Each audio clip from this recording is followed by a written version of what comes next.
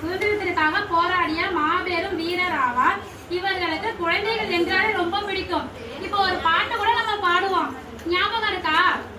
அதோ பாரு ரோடு, தெரிஞ்சவங்க எல்லாம்